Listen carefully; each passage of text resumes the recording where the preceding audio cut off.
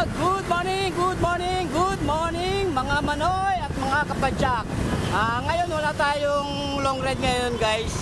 Punta lang tayo ng Ayala. Maganda raw dito sa Ayala every Sunday. Kaya samahan niyo ako guys. Ikutin natin ang Ayala ng Makati. Okay, let's go!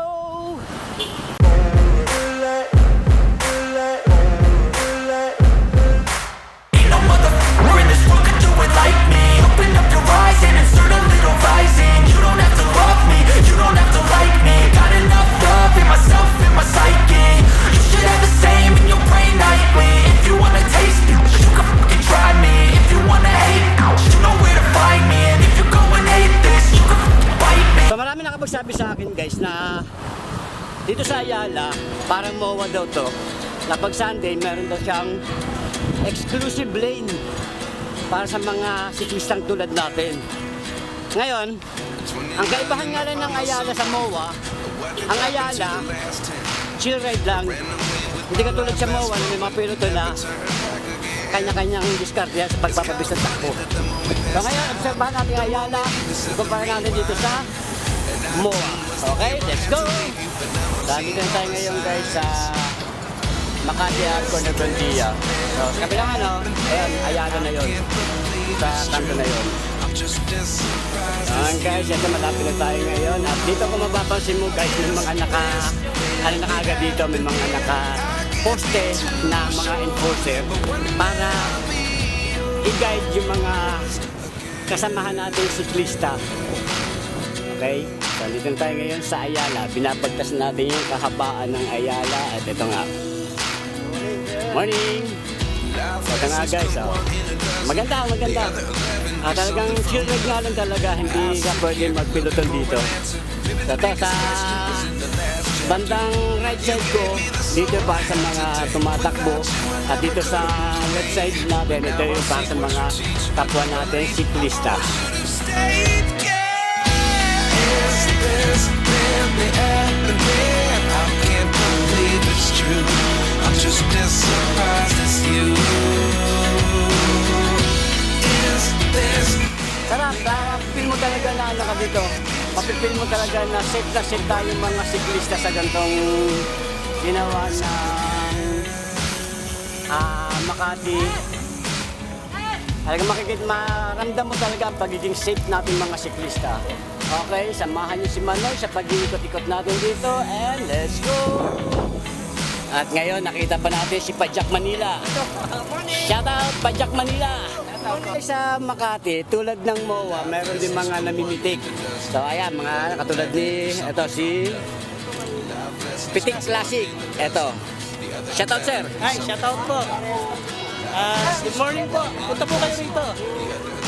Shout out kay Pitik Classic. Thank you sa sticker. Okay guys, sasamahan niyo ako. Ikutin natin ito kung saan magsisimula at hanggang saan magtatapos. Okay, let's go! So, nagsimula tayo ngayon guys sa Courtyard Drive. Ayan ang Glorieta.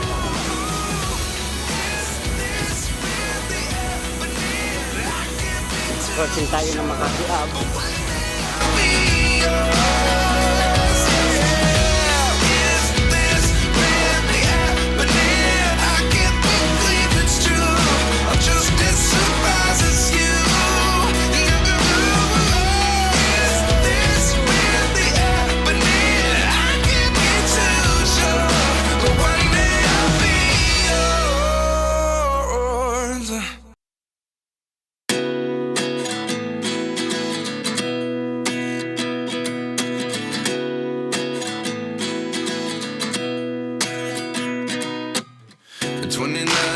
Myself wondering what did happen to the last 10. I ran away with my life, fast forward, never turn back again. Pa-shoutout nga muna natin itong idol ng shoutout mo! Shoutout sa akin! Wala bang parapon? Idol Yurisan! Tigat pala. Tigat pala ako. Sir, shout out sir. Ha? Shout out! Alam sa mga MOA cyclists, saka mga Ilonggo bikers.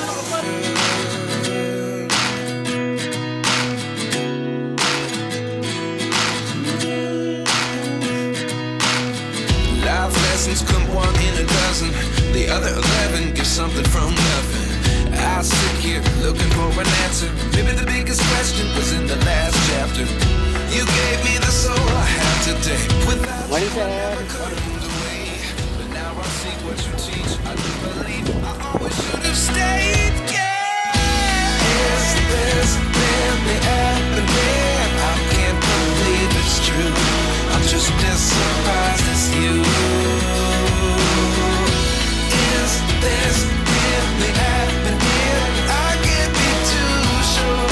But one day I'll be yours again. One day I'll be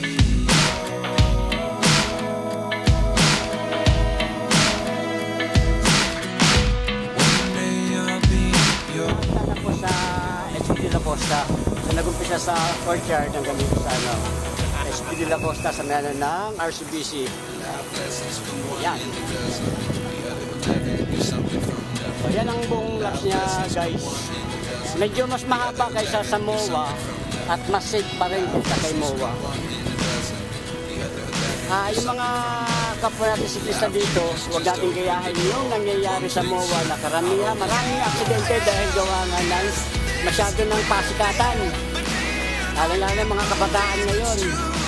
So yun lang ang natin, maging aware tayo. Kasi sa MOA, pag nagbabike tayo, parang hindi natin ramdam ang safety natin dahil gawa nga ng mga kabataan na nagpapasikat sa pagpapadyak.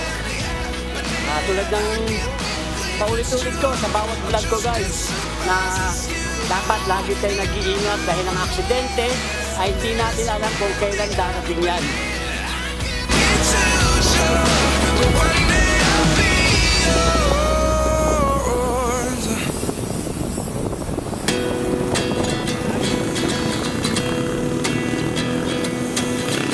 Guys, nandito rin tayo ngayon sa Makati Ave. Nakasama natin dito yung grupo ng TSP. Dahon Philippines. Birthday niyo po, birthday. Ay, happy birthday! Happy birthday po! Salamat. Mga folding bikers. Oy, Ocho Diretso. Ocho Diretso. Sino po yung grupo? Yan po, guys, ang grupong TSP. Ocho Trio. Ayan. Hi guys, let's go!